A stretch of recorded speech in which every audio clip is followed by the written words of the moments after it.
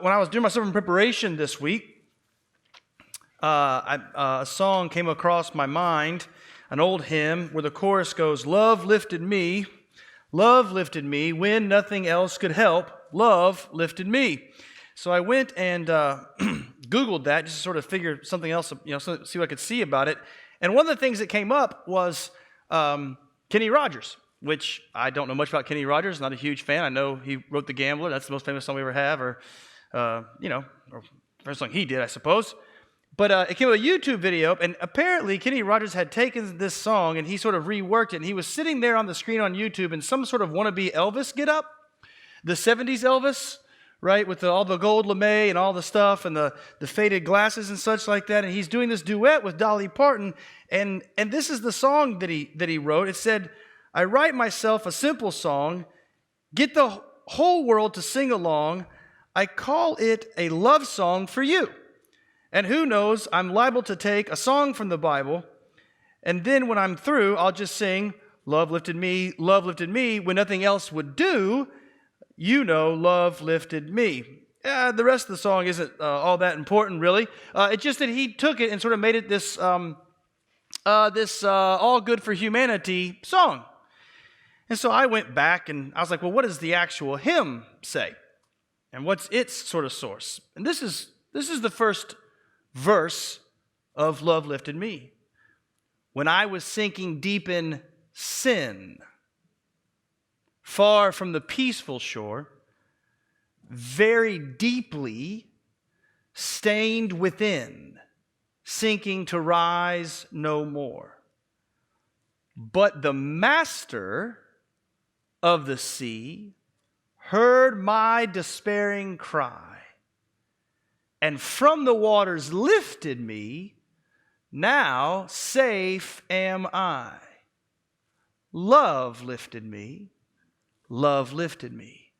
when nothing else could help, love lifted me.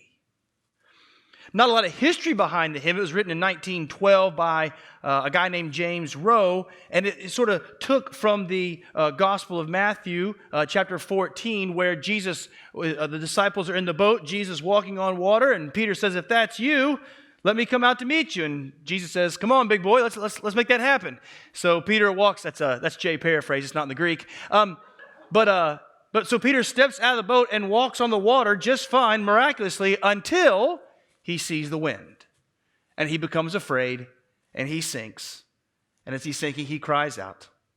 And the Lord grabs him and puts him safely in the boat.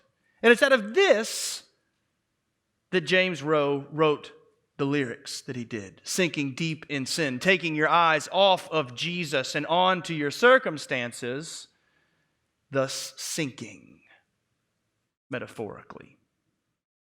I think you're going to find in our Psalm this morning, Psalm 34, which I'm going to read its entirety, you're going to find the same sort of scenario. You're going to see this morning that the Lord always hears the cries of the righteous, that we are in trouble because of our sin. We need help. We need love, real love,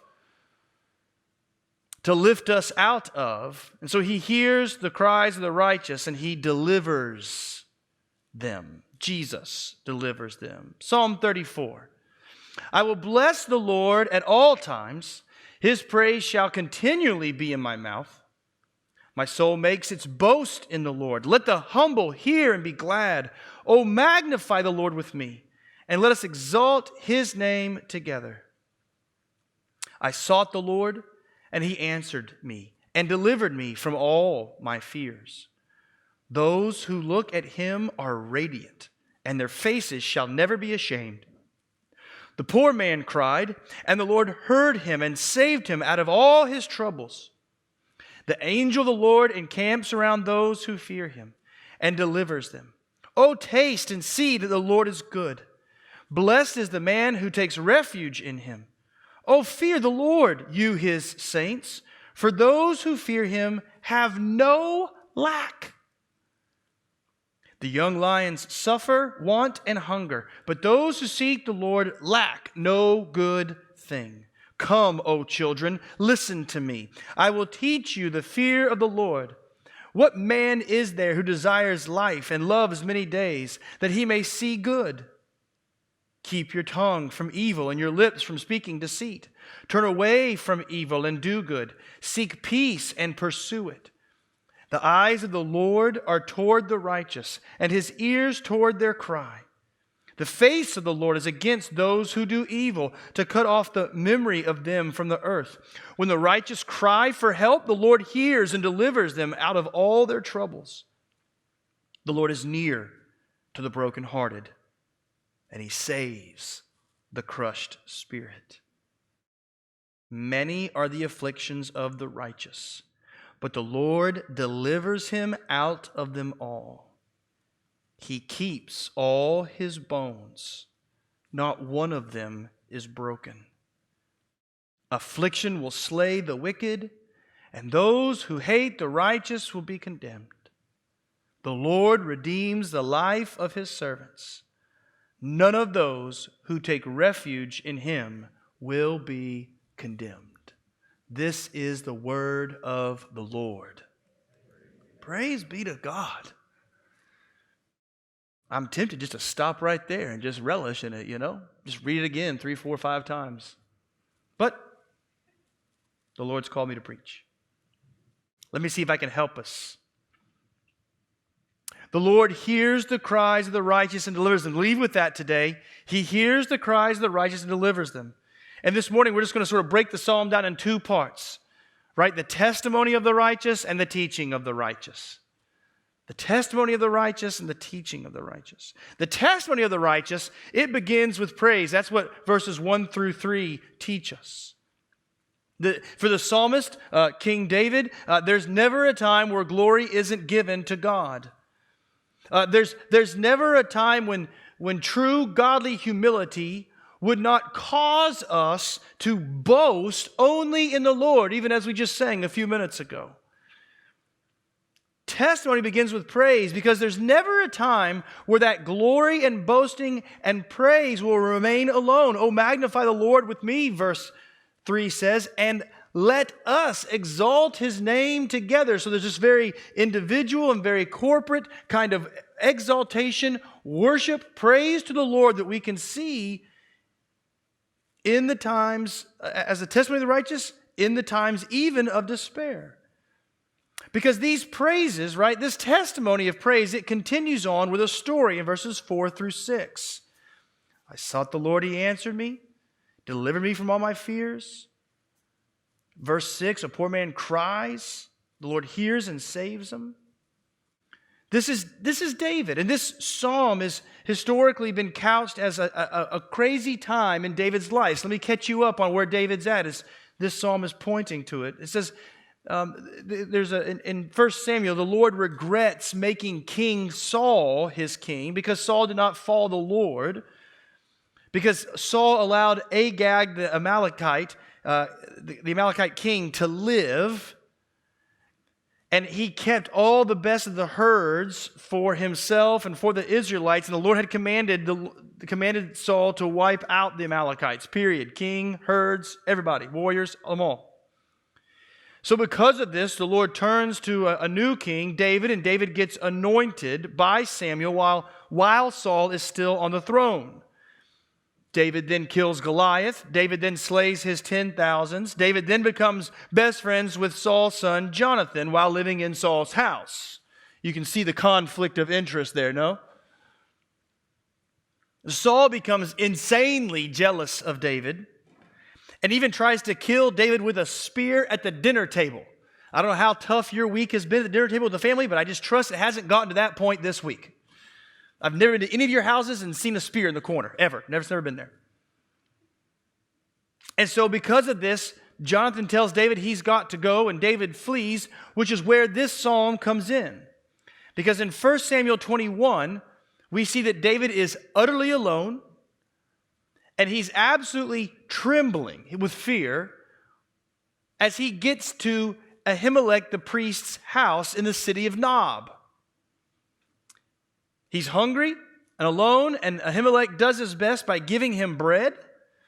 And then he also gives him, ironically, Goliath's sword as a weapon.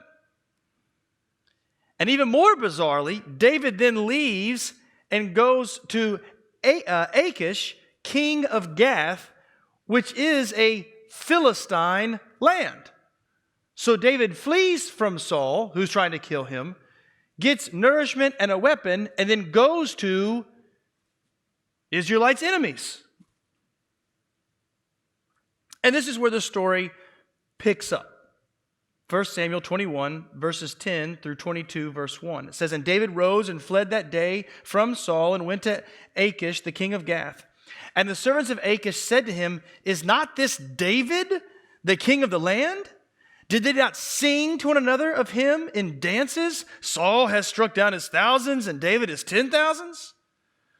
And David took these words to heart and was much afraid of Achish, the king of Gath. So David changed his behavior before them and pretended to be insane in their hands and made marks on the doors of the gate and let his spittle run down his beard. Then Achish said to the servants, 'Behold, you see this man is mad. Why then have you brought him to me? Do I lack madmen? That you have brought this fellow to behave as a madman in my presence? Shall this fellow come into my house?' And David departed from there and escaped to the cave of Adullam." So there's the circumstance. David being run after by the Israelites, a la King Saul, helped out and ran to his enemies, of which that was going to end out bad. So he just acts like a crazy man. And Achish is like, "What are we doing here? Get this guy out." So maybe the Lord then, right? The Lord delivers the righteous. That's what we've read this morning. He hears the cries of the righteous and he delivers them. So maybe the Lord is saving David from the dumb idea of serving a king whose country is in the land of the Philistines. Maybe. Maybe the Lord is delivering David from the foolish idea that no one would recognize their greatest enemy who defeated their greatest warrior and was responsible for the deaths of tens and thousands of their soldiers. Maybe the Lord is saving by making Achish dumber than his servants by either not recognizing David or by hesitating to kill David because he looked like such a madman. The world will probably look at this story and discount the hand of God in the story because it does not specifically say God did such and such, or because there's no miraculous display to actually show God's power. But this testimony of the righteous, we as Christians are going to read it differently. We'll read it with the eyes of faith. We'll say that many are the plans of men, even the dumb plans, but the Lord will direct their steps. We will understand the Lord's power and providence and grace in this testimony. That while David seemingly made some dumb decisions when he was alone, hungry, and on the run, was delivered by the Lord by giving David the wit to play mad and by making the king more foolish than his servants so that David could escape. That's the Lord's doing. That's the Lord's providence. This is David's testimony. I was in trouble in Saul's house and I got to escape. I was in trouble at Elimelech's place. I got bread and a sword. I was in trouble in the court of King Achish, my enemy, and the Lord delivered. So this testimony then, it starts with this praise, then it tells the story, then it concludes with this declaration in verses 7 through 10. Specifically in 7 through 9, it declares the fear of the Lord, and in verses 8 and 10, it declares the goodness of the Lord. Right? In verse 7, the angel of the Lord encamps around those who fear the Lord. And the angel delivers those who fear the Lord. Those who fear the Lord, the saints, they have no lack. This is what the Lord does. Those who fear the Lord, He protects and saves. I was recently conversing with a couple of friends through email. And one of my friends was writing about the difficulty of trying to forgive the attackers of 9/11. That there's some sort of limit to human forgiveness, and we just somehow cannot accomplish it. And we got in this discussion about it and what it meant, and one of the conclusions was that we ought to be able to forgive our oppressors. Right? If we rightly fear the Lord and we see Jesus as the King, then we understand that we rightly forgive them, because Jesus Himself says to love our enemies and pray for those who persecute us. Now, that doesn't mean we have to trust their unrepentant hearts with our lives or with our land, but the radicalness of God's love, of God's perseverance, the radicalness of His faithfulness, of His forgiveness, tells us that we are to love our enemies and pray for those who persecute us.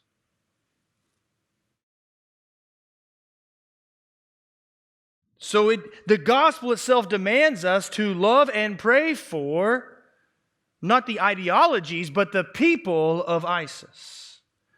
Not the ideologies, but the people of the Taliban. Not the ideologies, that's foolishness, but the people of a radical anything that would want to overthrow and control anybody. We are to pray for them. We are to love them.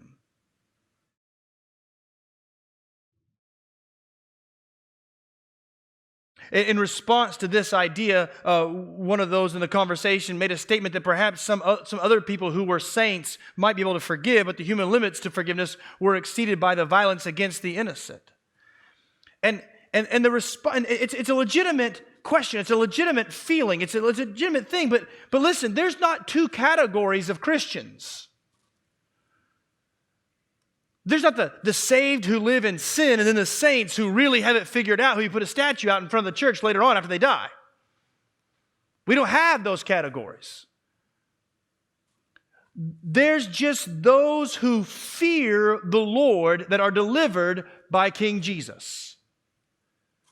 There's just the saved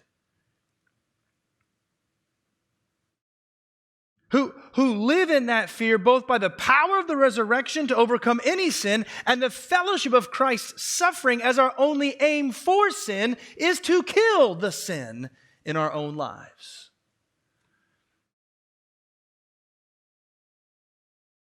So another conversant in the conversation wrote this: forgiveness is more about the person doing the forgiveness. It actually frees them from anger and brings peace in obedience to Jesus. If we carry anger and bitterness, it destroys us both physically and spiritually. And he was right to point out that we don't lack anything we need to bring our whole being under the grace of Jesus Christ, to walk in His commands. This is the fear of the Lord, because we too, if you're a follower of Christ, you know yourself to be, at least at one time in your life, an enemy of the cross. And Jesus loved you so much that He gave you His righteousness and rescued out of sin and death. So then we too are to not to believe in false ideologies and not trust unrepentant people, but we are to forgive them and love them according to the gospel of Jesus Christ, because we rightly fear the Lord. And in fearing the Lord, we know His goodness. Verses 8 and 10, that famous verse, right? Taste and see that the Lord is good. We probably say this mostly at some sort of party with great abundance, right? Right? There's all the food, there's all the dessert, there's all the people. Taste and see the Lord is good. But David is writing this looking back on one of his most difficult times. In the time that he needs to be delivered, he's tasting and seeing that the Lord is good because the Lord is perpetually delivering him over and over and over again. We're to taste and see the refuge of Jesus Christ, and that is what's good. Verse 10 says, those young lions suffer want and hunger, but those who seek the Lord lack no good thing. We're either playing the role of young lions who are prowling around, seeking to steal, kill, and destroy, or we are surrounded by such with no way out. But either way, just as their bellies will never be satisfied, neither will their souls. But those who seek the Lord, regardless of circumstance, they will lack no good thing. For refuge is first in the heart of the child of Christ. He is your refuge and strength, your ever-present help in times of trouble. The testimony of the believer is that his praise will ever be on our lips because we know the terribleness of our own sinfulness against him. We know what it is to be an enemy of the cross and be delivered from being an enemy. Thus, we fear the Lord and know the goodness of his salvation. It is the safest place to be.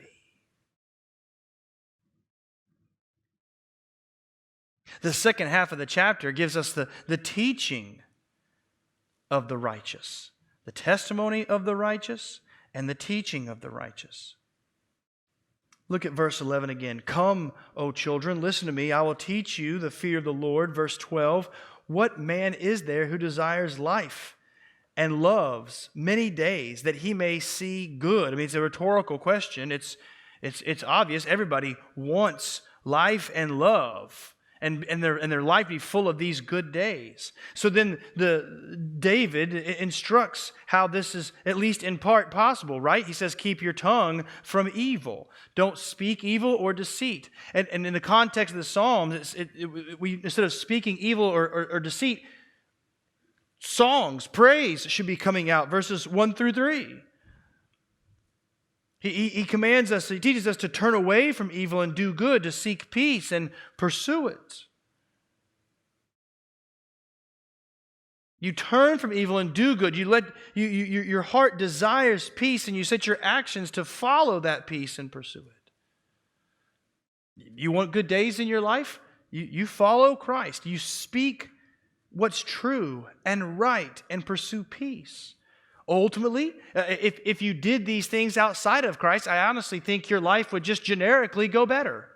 That's my opinion. But you do these things inside of Christ, and you'll be practicing godliness. Godliness is good for this life and for the life to come. That's the teaching. But then 15 through 22 help us to understand then, like it's sort of asking the opposite question. Who wants life and love in the bad days? Right? It's easy about the good days. What about the bad days, the difficult days? Well, the scriptures tell us that the Lord's eyes see the righteous and his ears hear their cry. Just think about this for a second. The Almighty God of the universe, his eyes are seeing, his ears are hearing. And the next verse says, the face of the Lord is against the righteous' enemies, and victory is sure. He delivers the righteous from all their troubles and afflictions, from all of them. God is near. I mean, David is describing a God using the human anatomy to help us understand the closeness of Yahweh God to his people. His eyes, his ears, his face. He delivers. He is near. His being is near the brokenhearted. And he saves the crushed in spirit. Do you know another God like this? Does any other religion on the earth describe a God that does this, in this way, in this manner? It's a rhetorical question. There's not. Not one. I completely believe, because of the scriptures, in loving the Lord your God with all your mind. I do.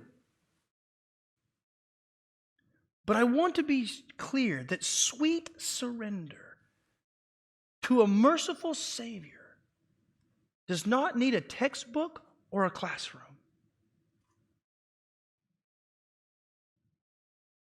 All it takes is the knowledge and wisdom to know that you're going to die without the Lord that makes you long for such things, that makes you want deliverance, that makes you want His righteousness. And the Lord is determined to do these things. It's not always easy, but He's determined. Do you know what lifeguards do upon helping a hysterical, drowning victim who is thrashing in the water?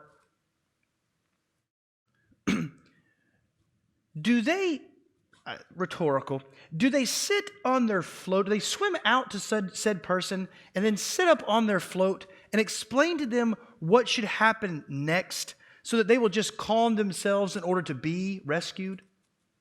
No.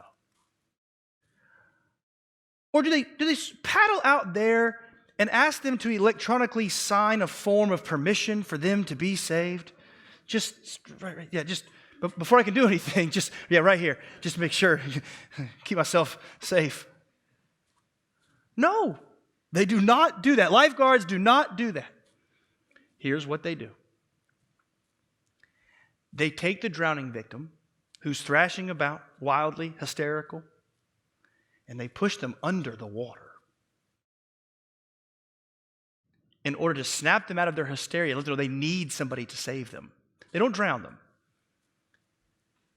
They just put them in a position that's necessary for them to understand that salvation is right there. Then they bring them up, hook them up, and they swim in to salvation. That's not a textbook knowledge. That's a saving grace by one who knows you better than you know yourself. His name is Jesus.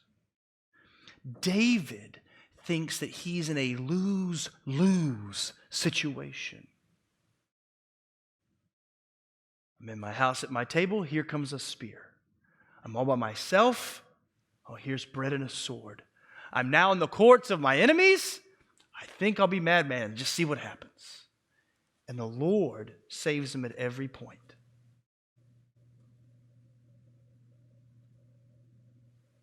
You may be here this morning, and according to your earthly circumstances, you think there is no way out.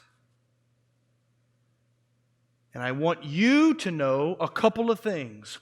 One, with God, there is a way out. Have confidence in His power and His love.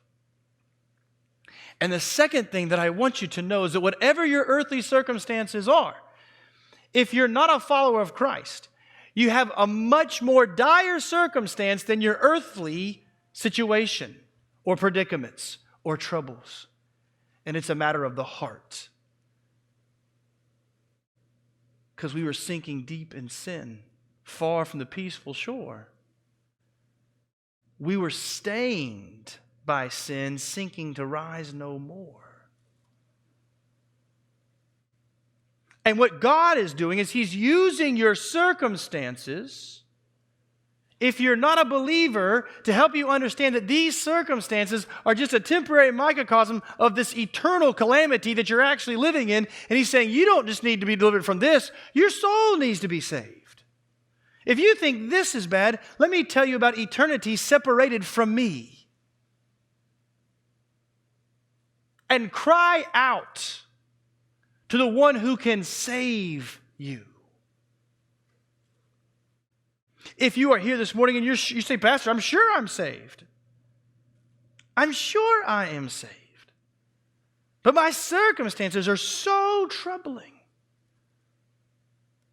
I believe that.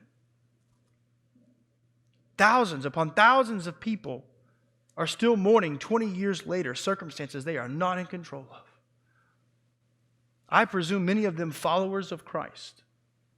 Maybe not the majority, but many. And yesterday was a bitter, bitter day for them. And they're still trying to process. But the Lord draws near to them. He sees them. He hears them. He's surrounding them with the army of angels. He's near their brokenheartedness. And you, if you're a follower of Christ, you just don't need to get demanding. You just don't need to start telling God what He needs to do and when He needs to do it and how He needs to do it. Because the Lord Jesus Christ, in His good providence, He knows exactly what He's doing.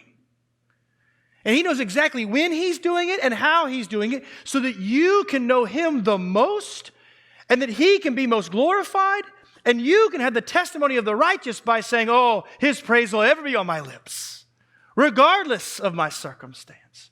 See, because we know this, I feel really confident. I feel really, really confident that even if you're going to the enemy's camp, you're going to find refuge because this is the story of Jesus. This is Jesus leaving His home, going into the sinfulness He's going to save. This is Jesus praying in the Garden of Gethsemane. This is Jesus being nailed hands and feet to the cross for my sin, for your sin. This is Jesus on the cross crying out to His Father.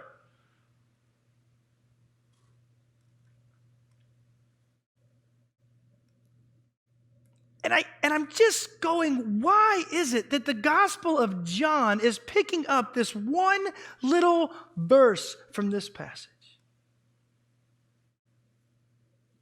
And I just want to give you something to think about. I'm not saying it's the truth of all truths, but I do find it beautiful. I find it amazingly comforting that of all the abuse, physical, bodily abuse that Jesus Christ went through, designed by His Father, that the Father kept His word, and not one bone of His Son's body was broken.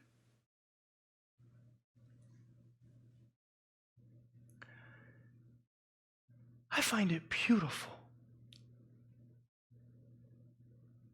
that He would be near to His Son. Forsaken, for sure. It's a great mystery, for sure. Somehow completely separated out from the Father so that He's going to experience death, but yet somehow the Father never leaving or never forsaking. Christ is forsaken by His Father so that you don't have to be, and yet there's this little nugget right here. You can see His faithfulness. You won't break my Son's bones.